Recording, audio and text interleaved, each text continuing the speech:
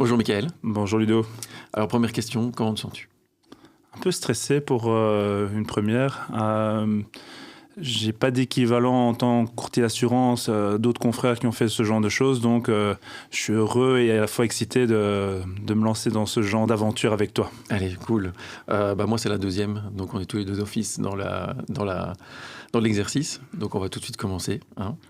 Parle-moi un petit peu de toi, est-ce que tu peux te décrire en quelques mots? Pour être très clair, je vais dire que j'ai eu deux vies. Une vie avant mes 16 ans où on a la vie d'un petit étudiant classique, on va à l'école tous les matins, on ne s'inquiète pas trop de la vie. Et je dirais qu'à partir de mes 16 ans, j'ai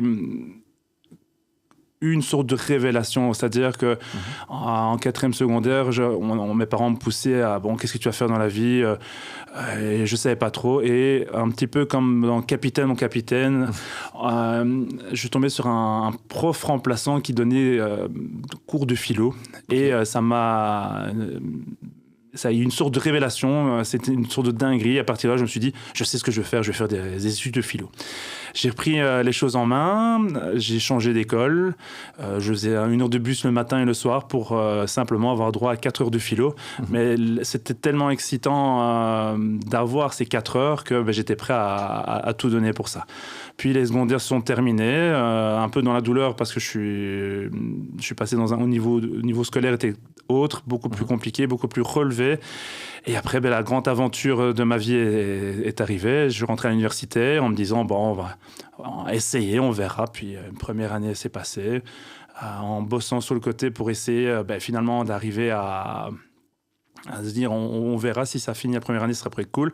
La deuxième est passée, puis de fil en aiguille, ces études de philo sont passées. J'ai poursuivi encore en faisant autre chose sur le côté, en travaillant dans la sécurité. Et on arrive à l'aube de mes 24 ans et je ne sais toujours pas où est-ce que je vais aller. C'est ça, il s'est passé quelque chose à ce moment-là. Il s'est passé quelque chose. En fait, j'étais tellement désespéré que je cherchais dans tous les sens un métier jusqu'à un moment donné postuler pour être maçon dans une prison. Donc ma femme m'a dit à un moment donné, il faut peut-être pas pousser la chanson à ce point-là. Donc qu'est-ce qui s'est passé? C'est je me suis dit, ma femme me dit, il faudrait peut-être trouver autre chose, mais quoi, je savais pas. Quand on a un diplôme de philo, c'est peut-être bien, mais je bossais dans la sécurité à l'époque, donc pas vraiment de grandes révélations. Et c'est là, à ce moment-là, où ma femme, sans le savoir, a changé le cours de ma vie.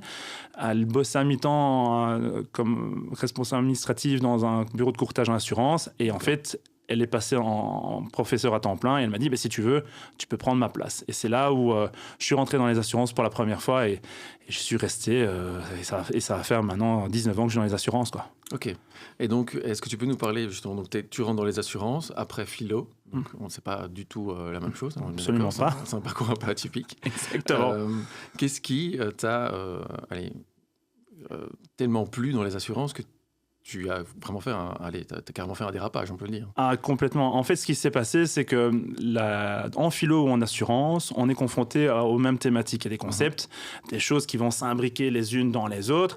Et en fait, la difficulté, c'est d'arriver à bien comprendre ce qui se cache derrière. Une fois que tu as capté ce qu'il y avait derrière, en philo ou en assurance, le concept est le même. C'est expliquer la mécanique, comment les choses se mettent en place et arriver à rendre ce qui paraît compliqué de prime abord, de choses extrêmement simples en fait. D'accord. Et en fait, sans le savoir, je me suis pris au jeu de ce genre de mécanique et de fil en aiguille, j'ai commencé à étudier les conditions générales des compagnies d'assurance, à me dire qu'il y avait moyen de faire plusieurs approches pour les clients et le fait que le terrain de chasse est illimité parce que finalement les gens changent, le monde change et les lois changent. Et donc forcément, dans notre métier d'assureur, on doit suivre ces tendances et ce qui fait qu'il y a une énorme responsabilité mais aussi un énorme challenge au niveau intellectuel. Tout à fait. Donc tu es employé à ce moment-là. Tout à fait. Dans les assurances, tu dois suivre des cours, j'imagine. Tout à fait. Gestionnaire production pour commencer, où je fais l'encodage du courtier. Donc le courtier reçoit les clients. Moi, je ne reçois pas des clients et je fais la face sombre de l'assurance où il fait l'administration, de l'encodage, la partie la moins réjouissante de prime abord. Mais tu devais passer par là. Il fallait passer par là parce que c'était une école de vie où on apprend finalement le B à bas du métier. Commercial, on l'est ou on l'est pas, mais si on ne connaît pas la mécanique qui se trouve dans le courtage, ça ne peut pas fonctionner. C'est ça. Donc tu es dans les assurances. J'ai été un petit peu voir ton CV, évidemment. Donc, tu passes aussi à la banque à un moment donné. Tout à Est-ce fait. que c'est tout de suite après? Est-ce que tu passes dans plusieurs... En fait, j'ai bossé pendant quasiment un an dans un bureau de courtage à Uccle, où je pensais y rester très longtemps parce que je souffre d'un énorme problème, c'est que je suis un sentimental. Donc, dès qu'il y a un truc qui me plaît, un truc qui m'éclate, je me dis, je vais rester là. C'est peut-être un inconvénient, mais bon, moi, je pense surtout que c'est un énorme avantage. Et donc, j'ai bossé après, avoir bossé à Uccle pendant 9 mois. J'ai voulu retourner sur les terres Carolo. Et j'ai été travailler pour l'assureur du Sporting de Charleroi. D'accord. Et ça n'a pas duré très longtemps. Je suis resté là un peu plus de 3 mois parce qu'en fait, la route tous les jours, faire Bruxelles, Charleroi, et un salaire qui malheureusement n'était pas à la hauteur. J'avais d'autres espoirs et c'était une super expérience. Je gardais d'excellents contacts avec les gestionnaires de l'époque, mais il fallait passer sur autre chose. Et c'est là où arrive la banque, où sans le savoir, au moment où je commence ce boulot à Charleroi, on me dit, si tu veux, il y a une opportunité à Bruxelles, pas très loin d'où tu habites, pour travailler dans la banque. Et là, c'était un choix. Et ce qui était génial, et ça je remercierai jamais assez Dexia à l'époque, enfin mon Belfus, Oui. où j'ai bossé, c'est que j'ai pu travailler en mode laboratoire. D'accord. C'est-à-dire que j'ai commencé dans l'assurance parce qu'ils m'avaient engagé pour ça, mais suivant les projets de ma vie, on a acheté j'ai acheté un appartement avec ma compagne, donc j'ai voulu comprendre la logique du crédit, j'ai vu les frustrations, les difficultés qu'elle avait, et donc toutes ces émotions que j'ai pu avoir en étant du côté consommateur, je me suis dit, je vais m'en servir pour pouvoir justement aider les gens de l'autre côté. Donc j'ai commencé à faire du crédit hypothécaire, du placement, de la succession, de l'assurance professionnelle, et donc le terrain de chasse pendant 5 ans a été merveilleux, quoi. Ok. Donc, tu touches à l'assurance, tu touches à la banque. On reviendra un petit peu après sur la banque parce que je sais qu'il y a des choses un petit peu... il y a de la concurrence, en fait, clairement, entre le courtage et la banque. Et on en reparlera un petit peu plus tard. Ici, maintenant, donc, tu as touché à tout et on en arrive à la création d'une entreprise. Oui, mais avant d'arriver à la création de cette entreprise, je venais d'avoir 30 ans. J'ai quitté la banque... pas d'une la façon qui me plaisait le plus. C'est-à-dire que 2008, il y a la fameuse crise avec la bulle spéculative où on proposait des fonds un peu spéciaux que moi-même je ne maîtrisais pas. Et j'ai une énorme qualité, selon moi, c'est je ne peux pas vendre quelque chose si je n'y crois pas. Et surtout si je ne comprends pas ce qu'il y a derrière. Et donc, j'ai dit à mes patrons de l'époque, moi je suis désolé, il y a des choses dans lesquelles je ne crois pas et je ne veux pas. Et on m'a dit, tu n'as pas à décider, tu es un employé, tu te plieras à nos règles. Et moi je dis non, je ne le ferai pas. Et donc, ça a amené des tensions en interne qui ont fait que le 14 décembre 2009, on a décidé que nos chemins ne se croiseraient plus. J'ai reçu un sympathique carton en américaine et on m'a dit « tu peux t'en aller, c'est au revoir ». Et sans le savoir, mes patrons de l'époque, que je remercie encore en passant, ont fait que j'ai basculé du monde de la banque, qui est un monde merveilleux, parce qu'en fait, intellectuellement parlant, on voit toutes les facettes de la vie du client et ça, c'est formidable pour moi. Je me suis concentré sur l'assurance. Et donc, j'ai été engagé par une grande compagnie d'assurance belge qui m'a un peu laissé faire ce que je voulais. Ils m'ont demandé, ils avaient des caractéristiques très propres à cette entreprise. Et ils m'ont dit, on voudrait que tu reprennes un portefeuille en gestion et on veut que tu le fasses accroître parce qu'on est dans une logique de business, donc on doit le faire. Et l'avantage, c'est que je pouvais à la fois avoir le confort d'un salarié tout en ayant les avantages d'un indépendant. Pas d'horaire fixe, travailler avec les clients avec lesquels j'avais envie de bosser. Donc, c'était génial. Mais au plus le temps passait, j'avais ce besoin irrévérencieux de dire ce sont mes clients, c'est mon bébé. Et mon épouse me disait tu ne peux jamais dire que c'est ton bébé, c'est ton entreprise. Parce qu'en fait, tu es un salarié, tu reçois des commissions, tu réussis bien chaque année tes concours de production, tu es derrière tes clients dans toutes les phases. Mais ce que je ne comprenais pas à l'époque, c'est que mes clients pensaient que j'étais un indépendant. Parce qu'en fait, ils me disaient, tu as une telle implication dans ce que tu fais, que pour nous, tu sais ce que tu fais. Tu ne t'intéresses pas à la compagnie, tu t'intéresses à nous en tant que client. Et donc, pendant des mois, je me suis dit, il faudrait peut-être passer le pas, il faudrait peut-être le faire. Et sans y prêter garde, j'ai commencé à déraper. Un petit verre de trop de temps en temps.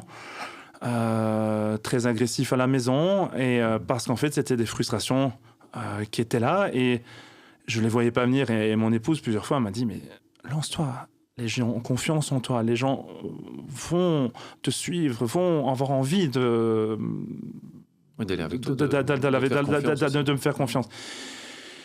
Et un petit peu avant mes 40 ans, j'en ai 38 à ce moment-là, suite encore à une belle dispute avec mes patrons de l'époque, je décide de me reprendre en main. Et en fait, je rentre à la maison et là, je vais faire 2 révélations assez drôles à ma femme. Je vais lui dire la première chose, c'est que je sais que je vais d'une façon ou d'une autre ouvrir mon entreprise, mais il y a une autre chose que je suis sûr, je vais me mettre à la course à pied et je vais courir des marathons. Alors ma femme me dit à l'époque, elle me dit que tu ouvres une entreprise à un moment donné, je peux l'imaginer, mais là où il y a un truc où moi je pense que c'est absolument impossible, tu courras jamais des marathons. Et donc j'ai commencé, moi, je courais d'habitude le petit tour du parc, une fois, 2 fois, c'était assez mignon, mais j'ai commencé à prendre le pli, je me suis acheté cette montre, je me suis dit maintenant on y va, et puis c'était 1 fois, 2 fois, 3 fois, et derrière j'ai enquillé les marathons. Et c'était pas le sport en lui-même qui était important, c'est que ça crée un but, un vrai but. Et ce but m'a permis de me dire je suis capable de faire des choses, je suis capable de me prendre en main. Et en fait, cette course à pied m'a permis d'être plus apaisé, plus centré sur ce qui était vraiment important, et arrêter de me plaindre pour des problèmes structurels, problèmes organisationnels. Parce qu'en fait, si notre métier en tant qu'agent d'assurance, ou maintenant que je suis courtier d'assurance, c'est de se préoccuper des clients, si le système était parfait, mon job n'aurait pas de sens. Et donc, la machine, par l'intelligence artificielle, ce genre de choses, fonctionnerait. Donc, moi, je suis là pour enlever les grains de sable et que la mécanique puisse fonctionner. Et donc, la course à pied, me permettant d'être plus apaisé, plus focus sur mes vrais objectifs, de fil en aiguille, en 2019, j'ai rencontré Xavier Stub, qui est le membre d'un groupement de courtiers qui s'appelle Aculae, que je remercie en passant, qui m'a permis, en fait, de découvrir l'envers du métier, du courtage. Parce qu'en fait, en bossant ces années à la banque et dans cette compagnie d'assurance, j'avais perdu le focus sur le métier de courtier. Pour moi, les courtiers, c'était des personnes qui ne se préoccupaient que de leur petit intérêt, rouler dans un gros SUV et partir 5 fois par an en vacances en disant à chaque fois, finalement, je ne suis parti que là-bas, ou je n'ai fait que ça. Et en rencontrant des gens qui partagent les mêmes valeurs que moi, des valeurs où c'est l'intérêt du client, pas l'intérêt des compagnies d'assurance, et qui peuvent dans le temps avoir une vraie indépendance, je me suis dit, je sais maintenant que c'est ça que je veux faire, c'est comme ça que je veux faire. Et après, qu'est-ce qui s'est passé? J'ai été voir en mai 2019 mes employeurs, et je leur ai dit, pour telle ou telle raison, je ne peux plus rester avec vous. Non pas qu'ils ne respectaient pas mes valeurs, c'est que tout simplement, j'étais pas fait. Je m'y retrouvais pas, et j'étais pas fait pour ça, parce que j'étais plus animé, en fait. Je me levais le matin, j'allais faire mes heures, je ramenais les contrats, les affaires, mais le feu était éteint. C'était dans une routine. Oui, une routine. Il y a aussi de la facilité. J'étais en roue libre. Je sentais bien financièrement, j'avais atteint une certaine forme de confort, mais je ne m'y retrouvais pas par rapport à ce que je faisais et par rapport aux possibilités qu'il y avait là-dedans. Et c'est comme ça que on arrive à trouver un terrain d'entente, je quitte mes employeurs, et là, la grande aventure de Catrefl arrive, quoi. D'accord. Et là, évidemment, il y a plusieurs choses. C'est que moi, je connais un petit peu le monde du courtage, tu le sais, j'ai quand même aussi travaillé pendant plusieurs années dedans. Quand tu commences seul, qu'est-ce qui passe dans ta tête? Parce que tu n'as rien, en fait. Tu as un portefeuille d'assurance que tu peux récupérer à ce moment-là? Non, ou tu pars vraiment de zéro? Je pars de zéro. Je ne veux pas partir avec une clientèle que j'ai construite par mes anciennes vies. Je veux aller sur un nouveau terrain de chasse où je vais imprimer ma patte à moi. Et en fait, cette patte à moi, c'est ce qui me frustrait, c'est que ça soit dans la banque ou dans la compagnie d'assurance où j'ai travaillé, le choix était binaire. C'était bon, ça correspondait au client, ou c'était pas bon. Donc, soit il rentrait dans ce moule avec des petits avantages, des petits accessoire, mais en soi, je ne pouvais pas changer. Ça, tu n'avais pas la personnalisation. Non, la dynamique restait ce qu'elle était, et ça, c'était extrêmement frustrant pour moi. Et donc, je me suis dit, si je passe en tant que courtier, j'aurai cette liberté et cette largesse pour pouvoir proposer le meilleur dans les meilleures conditions qui soient. Et c'est comme ça que le groupement Aculae m'a permis ça, c'est de se dire, j'aurai accès à tous les fournisseurs du courtage aux meilleures conditions en travaillant dans l'intérêt du client. Alors, je sais que pas mal de mes confrères m'ont dit, oui, tu dis la même popote que nous, mais pour anecdote, j'ai déjà été invité dans les super events à Spa-Francorchamps, dans des voyages où j'étais même pas au courant que j'avais ces droits à ces voyages. Parce que tout simplement, les compagnies m'ont dit, on s'est rendu compte que tu avais fait telle production. Oui, par un concours de circonstances, ça a fait que mon bateau était plus à droite ou était plus à gauche. Mais quand un client a droit à recevoir, donc, parce qu'il répond à un ensemble de critères, ces conditions-là, il reçoit ces conditions-là, point à la ligne. Et je ne vais pas commencer à me dire, si je vais à la gauche, je pourrais avoir cet avantage-là. Comme dans la longueur, ça n'a aucun intérêt. Et comme je dis souvent à mes enfants, papa, il ne changera jamais de trottoir. Il y a des métiers où certaines personnes, ils savent très bien qu'ils sont grillés. Et moi, dans le temps, j'ai construit une image, j'ai construit des valeurs.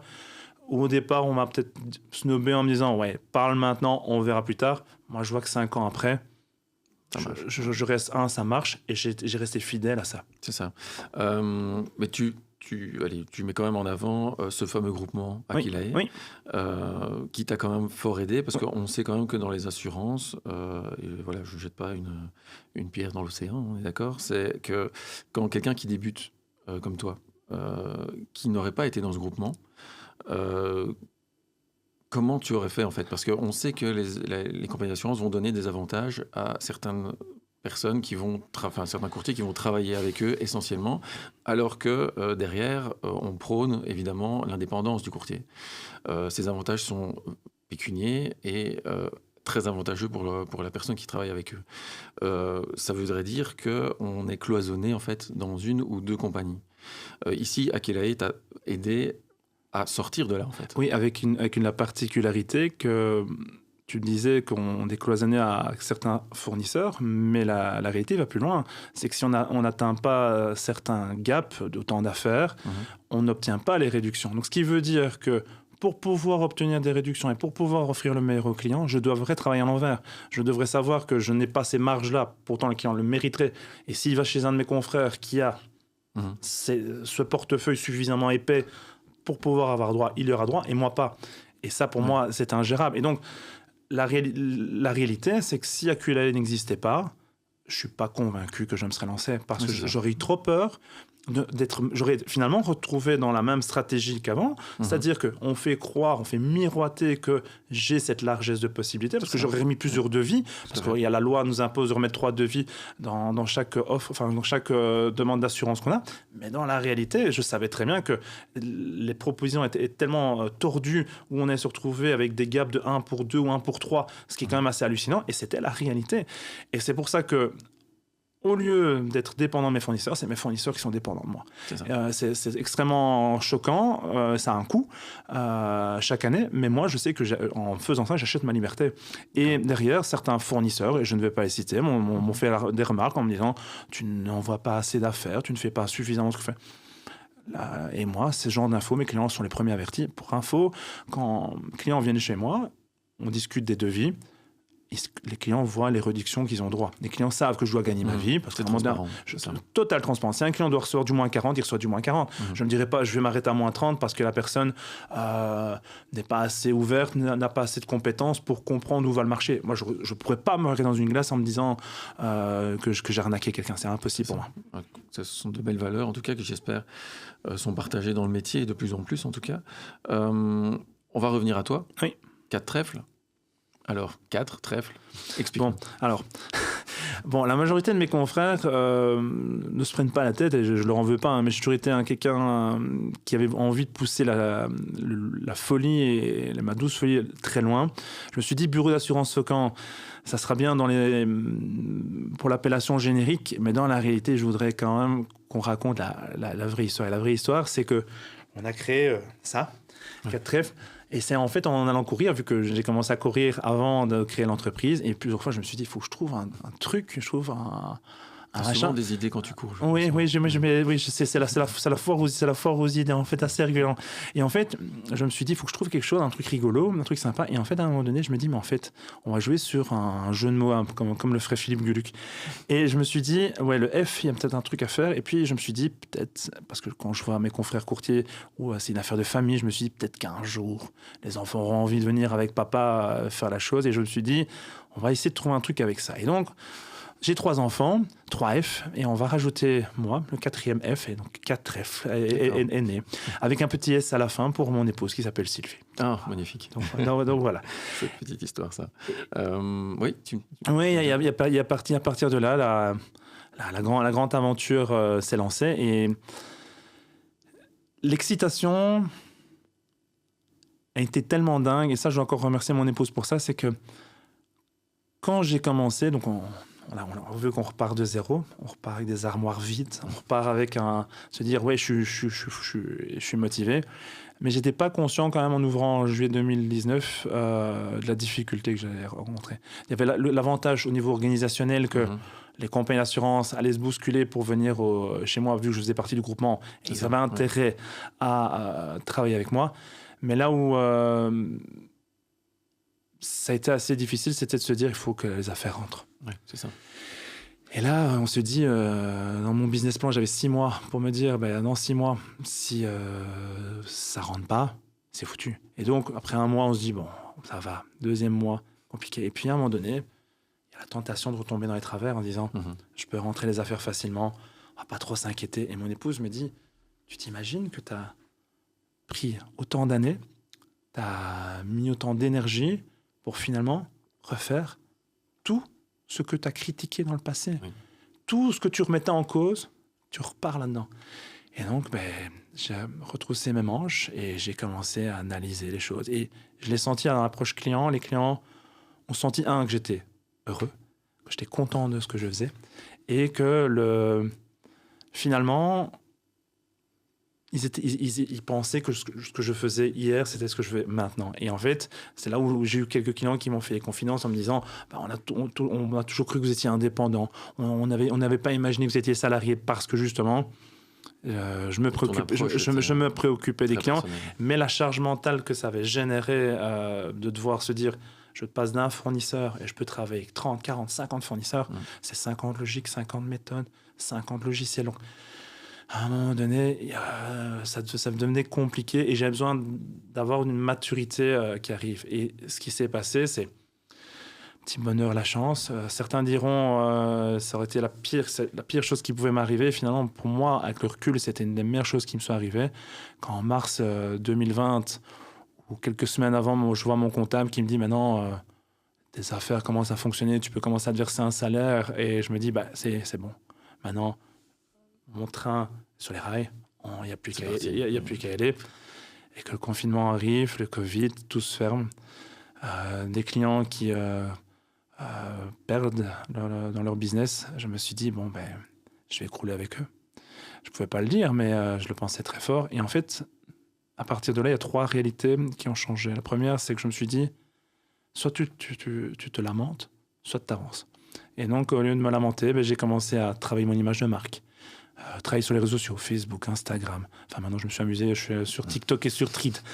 Comme quoi, on y va à fond. Mais je me suis dit, si on ne travaille pas l'image de marque, si on ne montre pas pourquoi on doit passer par moi, je ne vois pas pourquoi je devrais continuer comme ça. Et la deuxième chose que j'ai fait, et ça peut paraître encore plus dingue, c'est que j'ai commencé à me préoccuper des clients indépendamment de mon entreprise. Je m'explique. Donc, il faut savoir que pour tout ce qui est assurance professionnelle, les RC, exploitation, accident de travail, les clients payent des provisions.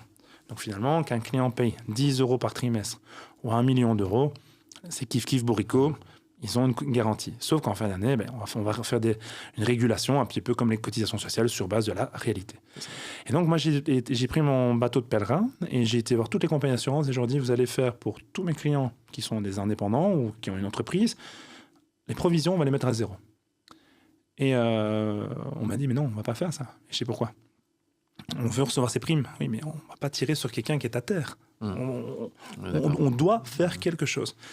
Et les compagnies l'ont fait en me disant, mais vous ne vous rendez pas compte, monsieur Faucon, vous n'allez pas gagner d'argent. Je dis, la question n'est plus de gagner ou pas gagner de l'argent.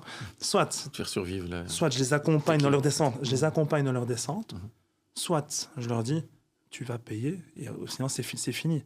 Ben non, je les ai accompagnés. J'ai appelé client par client pour leur annoncer les bonnes nouvelles. Et mon épouse me dit, mais t'annonces aux gens que tu vas pas être payé. Oui. Et ben, des années après, maintenant, j'ai encore des clients qui me reparlent en me disant, ce que tu as fait à ce moment-là, toi, tu mettais en péril ma propre entreprise. Tu étais un vrai indépendant. Tu nous as suivis dans la descente, mais maintenant, dans la montée, quand un concurrent vient nous voir en disant, on ne pourrait pas rediscuter, on ne discutera plus jamais. Parce que tout simplement, ils ont vu que dans les bons et surtout dans les mauvais moments, j'étais là pour les aider. Ça crée une vraie relation, un vrai parcours client en fait. Oui, tu peux peut-être nous parler de ça aussi. Si maintenant, demain, je viens chez toi, tu ne me connais pas, j'ai entendu parler de toi, les réseaux sociaux, etc. Comment tu m'approches? Alors, comment tu... ça va paraître très drôle. En fait, en général, les clients, enfin, tout dépend du profil. Si c'est monsieur et madame tout le monde sans être méprisant, la seule chose, je vais commencer à expliquer qui je suis. Donc, expliquer ce qu'on vient de dire maintenant, que je suis quelqu'un d'intransigeant au niveau des valeurs, que je travaillerai toujours dans leur intérêt. Et puis, en général, les gens, s'ils ne me connaissent pas, vont me dire, oui, t'es bien gentil, mon grand, mais tout commercial qui se respecte va venir dire la même chose. Et donc, à ce moment-là, il y a une anecdote assez croustillante que j'aime bien raconter.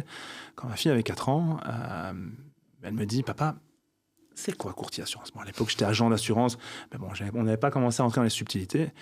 Et quand on est face à un enfant de 4 ans, on se dit, qu'est-ce que je vais lui raconter? Et en fait, je la vois jouer avec sa dinette. Il était 6h du matin. Je bois mon café et je dis, mais en fait, ma chérie, tu sais quoi? Le métier de courtier assurance, c'est comme ta dinette. Tu as tes petites casseroles, tes petits fruits, tes petits légumes. Tu as ton petit chariot. Et tu composes ça comme tu as envie. Et ben papa, il fait ça. Il explique ce qu'il y a dans sa petite dinette. J'explique les différentes possibilités. Et les gens, ils prennent leur chariot et ils mettent dedans. Et puis, elle me dit, en gros, papa, ton métier, c'est super facile. Et je dis, bah ouais, le métier de papa, c'est super facile. Donc, comme je le faisais en expliquant la philosophie dans mes cours à d'autres, en arrivant à déconstruire les choses simplement, en assurance, je fais pareil. Je ne supporte pas la phrase du client qui dit, faites pour un mieux comme si vous étiez à ma place. Eh bien, je ne peux pas être à la place des gens. Je ne peux pas décider de dire aux gens il faut aller plutôt à gauche, il faut aller plutôt à droite. Ma sensibilité à moi n'est pas la sensibilité des autres. Et donc, forcément, à un moment donné, les gens doivent prendre des décisions. Et je leur dis, voilà, je peux vous donner toutes les possibilités, je peux vous donner toutes les options, mais à la fin, c'est vous qui payez, c'est pas moi. Et la seule chose, c'est que moi, je vous garantis avant d'avoir tout ce qu'il faut. Et après... dans le service après-vente, quand il y aura un sinistre, un problème, je suis là. Avec l'honnêteté et avec la transparence, parce que, évidemment, il y a de la casse. Évidemment, je me trompe, mais je ne rejette pas la faute à la poste, à l'informatique, à un gestionnaire. Je prends les choses en disant, oui, je me suis trompé sur tel aspect, on va corriger. Et c'est là le principe est l'honnêteté. Et en fait, pour les particuliers, c'est ce que j'explique toujours. La relation que je vais avoir avec vous, c'est la même relation que j'aurai avec un ami, avec mes enfants, avec ma femme. On dit les choses vraies, on dit les choses qui ne vont pas forcément plaire tout le temps, mais je pense que quand on travaille de manière honnête, par rapport à soi, on est plus en phase, et vis-à-vis des autres, ça crée un climat de confiance où je veux qu'il y ait quand même une distance, mais que les clients sachent en quoi ils s'engagent. Et c'est comme ça que certains clients me disent, vous êtes quand même tordu sur votre façon de faire. C'est vous qui estimez ça. Et en général, quand les clients, je sens que ça devient compliqué à ce moment-là, je leur dis, vous savez quoi, on n'est pas fait pour travailler ensemble. Et ils me disent, ouais, vous ne vous rendez pas compte, vous ne savez pas ce que vous perdez. Non, je sais ce que je gagne. Si vous n'êtes pas en phase avec ça, on ne peut pas travailler ensemble, on n'a aucun intérêt. Et c'est ce que j'appelle moi l'expérience client, c'est se dire, on doit arriver à comprendre dans quoi on s'engage. Et si tu arrives à ça, le client dit, et je le vois sur mes posts sur Facebook ou sur Google, les gens me disent waouh, on a enfin compris ce qu'on signait. Mais moi, quand je vois un truc, à la fois ça me réconforte par rapport à ce que moi je fais, mais ça m'effraie parce que ça veut dire qu'il y a des confrères, et je ne vais pas lâcher la pierre, qui, sous prétexte que c'est peut-être pas assez rentable un petit client, soi-disant petit client, mais si tu veux pas de ce petit client, tu le prends pas. Mais tu commences pas à arnaquer les gens ou faire des faux semblants en disant oh, vous êtes dans le top alors que c'est pas le cas. Ça, c'est pour gérer le particulier monsieur et madame tout le monde. Mais donc, tu vas vraiment sur la simplicité des explications, tu vas droit au but et tu leur présentes toutes les possibilités. Oui, et avec un discours et une terminologie ultra simple. Et j'ai un exemple que j'aime bien. Par exemple, quand un client me dit je voudrais assurer mon habitation, et ben moi je leur dis qu'ils vont avoir 3 Legos. Je ne les prends pas physiquement, mais il y a des certains clients où on doit carrément y aller. Bon. Et je leur dis, voilà, le socle de base, c'est votre garantie base, bâtiment, sur base des questions que je vais vous poser. Au-dessus, on va mettre un deuxième Lego qui est votre contenu, est-ce que vous couvrez vos affaires personnelles, etc. Troisième Lego, c'est votre assurance vol. On ne peut pas avoir de vol sans avoir le Lego du contenu. Et aussi con que ça puisse être, les gens disent, ah oui, c'est que ça. Ben oui, prenez 1 plus 2, 1, 2, 3, avec des options qu'on peut encore prendre sur le côté. Ah ben, ok, je réfléchis. Et encore une fois, on a déconstruit, on a rendu ce qui paraissait très compliqué, j'aurais pu prendre une terminologie de fou, ça n'a aucun sens. Rend l'expérience client vraie, implique les gens, explique-le dans quoi ils s'en cachent, et à partir de là, on dit aux gens, voilà, dans l'état actuel, on peut envisager que ça, et si votre vie évolue sur différents éléments de vie, vous appelez Bibi, et Bibi va être là pour vous aider derrière. En fait, oui, tu les suis tout au long de leur vie, quelque part. Donc, exactement. C'est la première location, le mariage, le premier achat, etc. Les divorces, les divorces, successions. À chaque changement, en fait. Dans oui, et en fait, et c'est là où qui rend le job de courtier excitant, c'est que le challenge est permanent, en fait. C'est vraiment des relations à long terme. Ah oui, et on a un impact sur la vie des gens que certains n'imaginent pas. Et ça crée une charge mentale assez dingue, mais c'est ce qui rend pour moi le job intéressant. Et le job évolue tout le temps, les lois évoluent, donc ce qui veut dire qu'un courtier qui vit sur ses acquis, c'est tout simplement pas possible, parce que le métier est évolutif aussi. Exactement. Et donc ici, tu parles aussi beaucoup de ta famille, je trouve. Oui. On voit que c'est très important pour toi. Ton métier aussi est très important. Comment tu allies un petit peu les deux ? Parce que j'imagine que tu parlais de la charge mentale et de ton travail est quand même énorme, j'ai l'impression en tout cas. Et tu as quand même une vie de famille, tu as plusieurs enfants. Comment est-ce que tu arrives à allier les deux sans que... Alors, au début, c'était terriblement rock'n'roll. Je voulais être partout en même temps. Et quand tu veux être partout tout le temps, t'es partout. Enfin, t'es nulle part. Donc ça n'a aucun sens. Et en fait, aussi paradoxal que ça puisse être, au départ, j'ai voulu cacher une partie de ma vérité aux clients. Par exemple, moi, j'aime bien aller chercher les gamins à 3 heures. J'aime bien participer aux devoirs. Et c'est surtout normal parce qu'en fait, ma femme qui est prof aussi, elle a aussi des journées de dingue. Donc, sous prétexte que j'ai une charge mentale élevée, on a voulu des enfants ensemble, on les assume ensemble et j'ai surtout envie de les voir grandir ensemble. Et le problème, c'est quand tu fais les devoirs des gamins et qu'en même temps, tu as un patron d'entreprise qui t'appelle et qui te dit on en est où dans le dossier, etc. Et que tu prends le coup de fil, puis ton gamin il est en train de faire ses devoirs, c'est assez compliqué. Et encore une fois, tu es à la fois présent, mais en fait, tu n'es pas là. En fait, pour le client. Exactement, tu frustres tout le monde. Et donc, je suis arrivé à ce stade de maturité à dire au client, vous savez quoi ?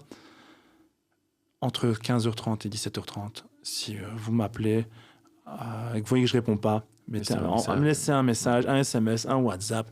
Et si je vois que c'est vraiment urgent, je vous rappellerai. Sinon, 2 heures après, vous aurez l'info. Parce que je trouve ça insupportable de devoir patienter pour moi. Et donc, ce que je ne veux pas pour moi, je ne vais pas faire la même chose pour les autres. Okay.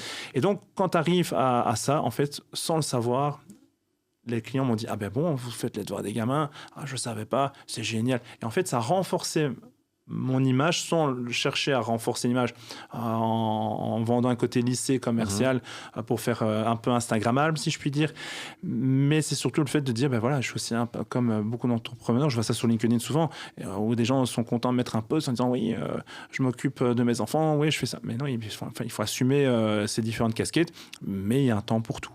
Et je suis arrivé à pousser la chansonnette encore plus loin. Comme je disais tout à l'heure, j'adore aller courir. Le matin, les clients savent qu'entre 8h30 et 10h, je vais courir. Et les clients me disent, ouais, vous allez travailler pas à ce moment. Ben, si vous voulez, vous m'appelez, au téléphone, je répondrai. Je ferai tout ce que je peux par téléphone.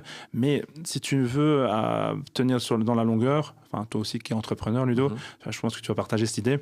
Si tu n'es pas bien dans ta tête, tu ne sais pas bien dans tes baskets, donc avec les clients, ça ne va pas bien se passer sur la longueur. On est bien d'accord. Et on a tellement de travail. Et donc, si tu te lèves pas le matin en disant j'ai trop envie de défoncer cette journée, j'ai envie d'aller au max, il faut d'abord être bien soi-même. Mais c'est un équilibre qui est extrêmement compliqué à gérer. Je suis tout à fait d'accord avec toi, en effet. Tu as parlé d'Instagrammable. Je sais que tu es très présent sur les réseaux sociaux. Oui. Tu es un peu un ovni, il faut le dire. En tout cas, au niveau du courtage, il n'y a que toi qui fais ça. On est bien d'accord. Comment ça t'est venu, peut-être, et qu'est-ce que ça t'apporte ?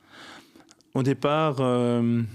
c'était que Facebook pour mettre les petits logos, les petites news. Et en fait, je me suis rendu compte avec le temps qu'au plus je racontais ma vraie vie, au plus j'étais raccord avec moi-même, au plus les gens disent « Ah ben c'est bien ». J'ai une anecdote d'ailleurs là-dessus. L'été passé, mon épouse, pour mon anniversaire, me dit « Bah, ça se met bien, les enfants vont au camp scout, on peut partir 3 jours à Paris. » Donc, moi qui suis un grand fan de Paris. Alors j'avais 2 options, soit de mentir ou ne rien dire au client en disant bah, ouais c'est les vacances, le courtier est moins disponible. Moi j'ai fait l'excès inverse, j'ai pris une photo avec ma femme devant la tour Eiffel où je leur dis voilà, pendant 3 jours le bureau est fermé parce que ma femme m'offre un super cadeau pour mon anniversaire. Alors certains confrères vont me dire mais il est complètement fou, il se tire une balle dans le pied. Enfin, c'est tout le contraire.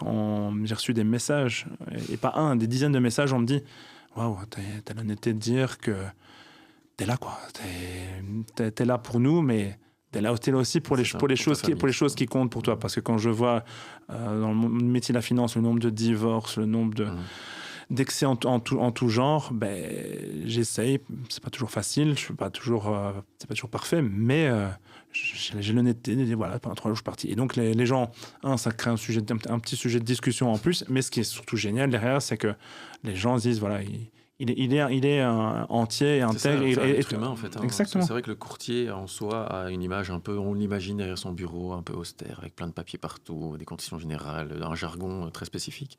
Mais ça, tu vas casser complètement les codes en fait. Tu sais, casser ces codes, je fais tantôt on parlait des clients particuliers, j'ai ça aussi avec les clients entreprises. Il y a un truc qui me surprend toujours quand soit on m'appelle, soit via une connexion, on me dit bah tu sais, tu pourrais reprendre les affaires de notre société, et donc les gens discutent, t'appelles Fard et ils me disent vas-y amuse-toi. Ben en fait c'est quelque chose que je trouve insupportable. La première chose c'est que je dis aux clients on va pas discuter argent d'abord, c'est vous faites quoi en fait, c'est quoi votre métier? Puis en général le dirigeant me regarde, qu'est-ce qu'il raconte celui-là? C'est une approche différente. Qu'est-ce qu'il veut? Et je dis mais montrez-moi. Donc je me mets les mains dans les poches, je dis si c'est une usine, fais-moi visiter ton usine, si c'est un savoir-faire technique, mais montre-moi. Et une fois que j'aurai compris ce que tu fais, derrière je pourrai voir si ce que je te propose est cohérent. Et en fait, ce que je dis là paraît dingue, mais en fait c'est le b.a.-ba. C'est comment tu peux confier une partie aussi importante et aussi vitale de ton entreprise sans comprendre le business. Ouais, c'est ça. Et en fait, une fois que tu as compris le business, ben, on refait comme pour le panier de la ménagère de tout à l'heure. Je reprends ma petite dinette, ma petite dinette prend une autre forme, et on reprend, on remonte ce qu'il y a dans le supermarché. Et dans mon supermarché d'assurance, ben, les gens vont prendre ce qu'ils ont besoin. Mais encore une fois, on monte le champ des possibilités. Et comme je le dis aux particuliers, je dis ça aux dirigeants d'entreprise, moi je montre ce qui existe, vous êtes un entrepreneur, vous prenez un risque. Moi, je suis là pour calibrer votre risque par rapport à votre activité. C'est ça. Et donc, c'est aussi ce qui va te différencier un peu des banques, quelque part. Puisque tu as vraiment ce service où tu vas aller chez le client directement à la source pour aller voir comment ça se passe, plutôt que d'arriver avec des papiers où ils vont analyser une situation qui est presque virtuelle, en fait. Exactement. Et donc, c'est notre force. Et on le voit d'ailleurs quand il y a des phénomènes naturels, des inondations ou autres. Ben, c'est les courtiers qui font la différence. Et tu vas sur le terrain. En fait, c'est indispensable. Et en fait, les clients pensent qu'ils ont eu un bon contrat et après, ils vont devoir se démerder tout seuls. Mais c'est hors de question. C'est le service après-vente. Et ça va loin parce qu'en fait, la majorité de mes confrères devraient le faire et ne le font pas forcément. Et je suis content et je suis fier. Il y en a certains qui le font et ça me rassure que je suis bien être un ovni sur les réseaux sociaux, mais quand même, je suis quand même content qu'il y ait des confrères qui font le taf à fond.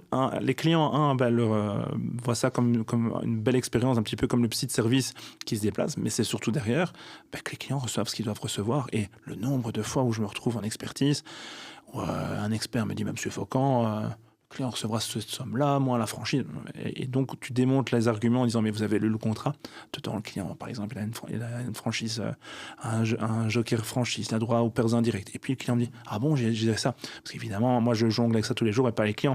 Et quand le client ferme la porte à l'expert et qu'on boit un café après qu'il me dise, oh, merci pour ce que vous avez fait, ben, pas me dire merci, vous me payez pour ça. Mais c'est là où tu te rends compte que les gens ne sont pas forcément conscients de ce qu'on a fait. Et ça va même loin, et ça c'est amusant. Il arrive même que la partie adverse me demande « Vous ne feriez pas une carte ?» On aimerait bien que ce soit une autre courtier. Donc je trouve ça amusant, mais encore une fois, sans mentir, sans tralala, sans chichi, et vraiment dans l'intérêt du client. Et j'ai encore eu ça la semaine passée, une expertise où le client me dit ouais, il ne faut pas vous énerver comme ça, monsieur Faucon, ça ne sert à rien, j'ai pas envie que vous perdiez votre boulot. Mais j'ai pas perdu mon boulot, c'est mon entreprise, c'est moi, j'ai des règles à respecter, mais les experts, ils ont qu'à faire ce qu'ils ont leur métier, et s'ils le font pas, c'est leur problème, quoi. Oui, c'est ça.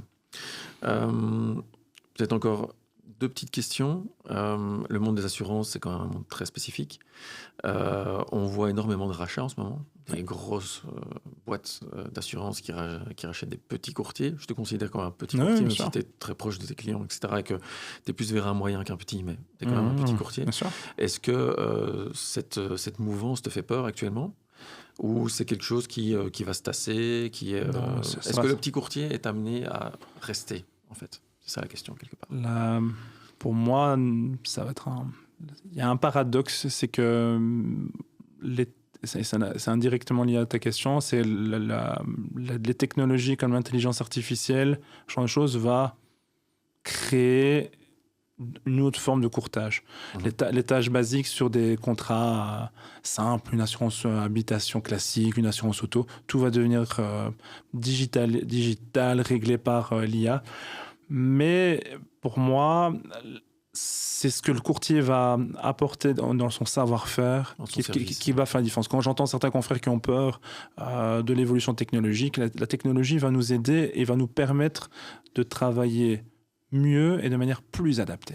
Alors la question des rachats, pour moi, c'est une fausse vraie question. C'est-à-dire que le courtier qui a un cahier des charges très clair au niveau des valeurs de ce qu'il veut faire et comment il veut le faire, quand on se fait racheter, on perd son identité. J'ai souvent des clients qui me disent « Monsieur Faucon, on voit que les phares s'enquillent, on est très content pour vous, mais vous serez toujours là pour nous. Vous serez toujours en phase avec nous. » Et je dis aux clients, voilà, à un moment donné, je vais grandir parce qu'on doit tous grandir parce qu'il y a toujours de l'érosion, il y a toujours malheureusement des risques qui disparaissent, des gens qui évoluent dans leur vie, etc. Mais je dis aux clients, oui, je vais grandir, mais quand je vais grandir, je grandirai de manière intelligente. Et les clients me disent, oui, mais ça veut dire quoi grandir de manière intelligente ? Je vais travailler avec des confrères à qui j'ai envie. Donc, je travaille avec Thomas Drey, TD Conseil comme courtier de crédit, qui travaille exactement comme moi. C'est moi en version crédit. D'ailleurs, je vais devoir appeler maman pour savoir si papa n'est au courant de tout. Si papa n'est pas au courant de tout. Mais donc, travailler avec des partenaires de qualité. Et derrière, donc, quand je disais que quand la structure allait avancer, c'est engager les bonnes personnes. Ils me disent, ouais, mais ça veut dire que si vous engagez du personnel, vous allez devenir finalement comme les autres, devenir des gros courtiers. Je dis, non, je vais engager du personnel qui me ressemble. Et c'est quoi ça, du personnel qui me ressemble ? Et je dis, je vais engager des personnes autistes. Alors, j'ai deux catégories, des gens qui me prennent pour un fou. Ils avaient l'habitude, je pense. Mais d'autres qui me disent, on comprend le projet. C'est parce qu'en fait, moi, j'étais un gamin qui, tout petit, on m'avait dit, tu viens de fils d'ouvrier, tu n'arriveras pas à grand-chose. Enfin, c'est un petit peu le marasme à la Zola, le marasme à la Zola, hein, mais moi je voulais pas rentrer dans ce délire-là. Et j'avais dit à ma mère, un jour je deviendrai quelqu'un. Ça veut rien dire non plus, mais à voir. Et donc dans cette réflexion, j'avais dit à ma femme, le jour où il y aura du personnel, moi je vais pas engager des gens qui vont faire n'importe quoi. Je vais aider des gens qui, eux, veulent avancer, mais que personne on va négliger. Et donc, j'ai vu ça avec l'expérience de la ferme des Pilifs, mais qui engage des personnes en situation de handicap. Et je me suis dit, ce qui serait cool, c'est d'arriver à trouver une solution. Et donc, je me suis dit, travailler avec des personnes autistes, c'est génial. Et quand j'explique ça aux clients, les clients me disent, peu importe quand ça arrivera, on sera content de ça. Et pour terminer avec ça, le fait de grandir, le fait des rassemblements de courtage, dans le courtage, ça ne m'inquiète pas trop, parce qu'en fait, quand on a une force de frappe comme Aquilae, on a une sorte de puissance vis-à-vis des compagnies d'assurance. Vous êtes considéré comme un gros courtier. On est considéré indirectement comme une sorte de gros courtier et ça nous protège justement de ces problèmes de rachat pour avoir un impact sur le marché et toujours se dire est-ce qu'un jour ou l'autre, tous ces privilèges qu'il a grâce à ce groupement, est-ce qu'il les perdrait ou pas ? C'est ça. Et le fait que le direct aussi, donc que les compagnies d'assurance travaillent de plus en plus en direct avec le client, ça c'est aussi quelque chose qui va te... Ça m'inquiète pas du tout parce qu'en fait, ça répond à une clientèle. Le courtier a un sens au moment où tu veux déléguer cette charge mentale à quelqu'un d'autre, en disant, comme nous en tant qu'indépendants, on a un comptable qui s'occupe de ça, on a un avocat fiscaliste quand on a des questions là-dessus, on a on t'entoure de gens qui vont... Et donc, si tu te dis, je veux pas me prendre la tête, je veux quelqu'un qui soit compétent là-dedans et je sais qu'il fera bien le job, tu as un courtier. Maintenant, j'ai des clients qui me disent, comprenez, pour telle ou telle tâche, nous, on s'y retrouve avec de l'assurance directe.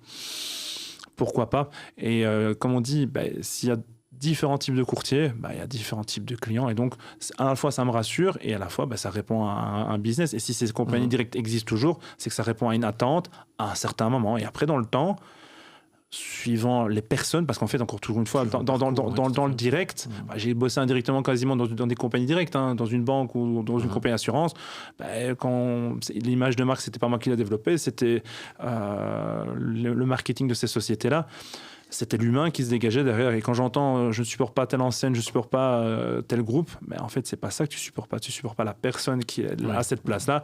Et comme on dit, the right man in the right place. Et si tu es à la bonne place, les gens diront cette boîte, elle est géniale.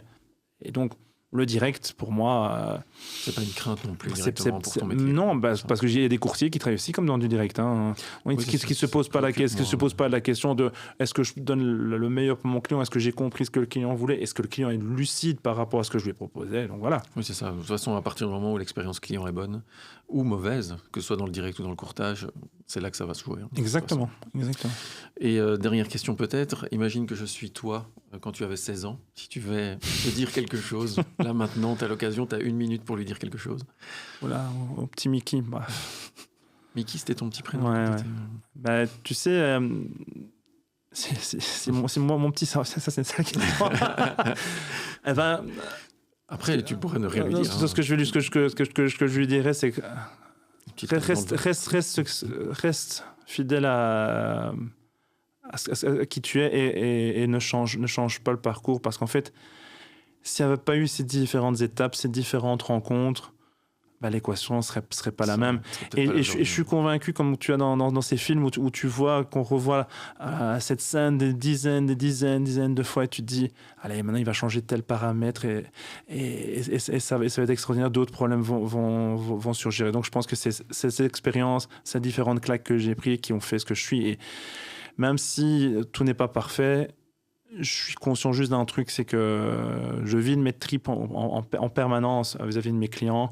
Et ça se ressent. Et quand tu as des confrères à toi qui viennent te voir dans des events qui disent tel fameux courtier des réseaux sociaux, moi je vois ça comme un énorme compliment. Et je me dis, voilà, je sais pourquoi je l'ai fait, je sais comment je le fais. Et aussi bien l'OVNI du passé, on disait ça va vite s'éteindre, c'est un feu de paille et c'est terminé. Aussi bien j'y crois. Et je conclurai là-dessus, ça me fait penser au film Rasta Rocket.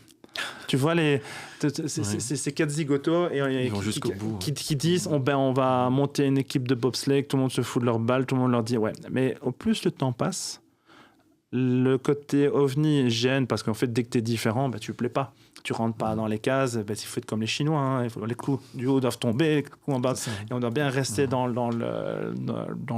bois.